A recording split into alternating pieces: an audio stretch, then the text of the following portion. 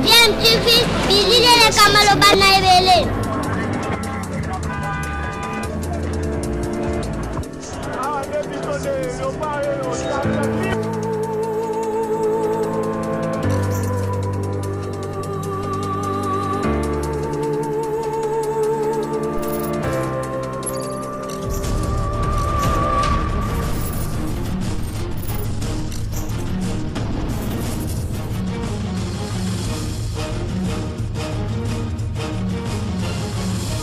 Bien, tu veux toujours un enfant.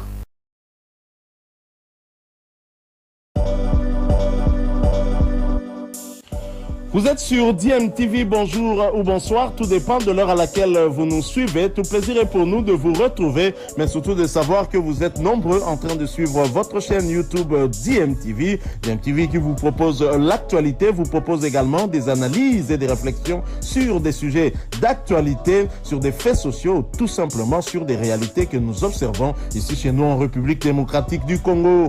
J'ai pris le temps d'observer ce débat.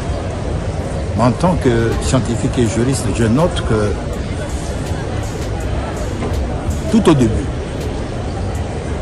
lors du premier arrêt, la Cour, qui s'était déclarée incompétente, me semble-t-il, s'était plantée. Et tout est parti de là, parce que je reste ferme pour le principe selon lequel la Cour constitutionnelle est le juge compétent pour juger le Premier ministre, l'ancien comme le nouveau. Je le dis parce que les juges, les membres de la Cour constitutionnelle, lors de leur premier arrêt, s'étaient comportés plus en constitutionnaliste qu'en pénaliste. Parce que cet arrêt avait méconnu un principe fondamental du droit pénal qui est celui de la cristallisation, qui se caractérise par le fait simple. Le juge au moment de fait est celui toujours compétent au moment de poursuite. Et ce principe ayant été méconnu par le premier juge de la Cour constitutionnelle, a soulevé justement toute cette polémique et tous ces allers-retours qui nous ont amenés à ce point. À ce jour, je note qu'il y a eu une jurisprudence et que la jurisprudence, en principe général de droit, est une institution qui est permise par toutes les juridictions. Ça signifie toutes les juridictions sont autorisées à revirer leur jurisprudence. La particularité du revirement, c'est que un revirement jurisprudentiel généralement a un effet rétroactif. Et dans les cas d'espèce, comment cet arrêt dit de principe de revirement peut être rétroactif?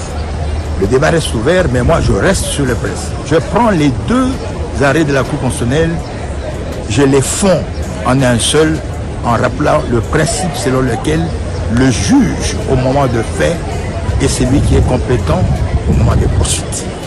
C'est-à-dire, l'ancien Premier ministre peut être poursuivi aujourd'hui par la Cour constitutionnelle pour les faits commis au moment où il était Premier ministre ou à l'occasion de l'exercice de ses fonctions de Premier ministre. Je reste sur ce principe de cristallisation qui est un principe fondamental de droit pénal et qui respecte l'autonomie du droit pénal. Et je pense que le juge constitutionnel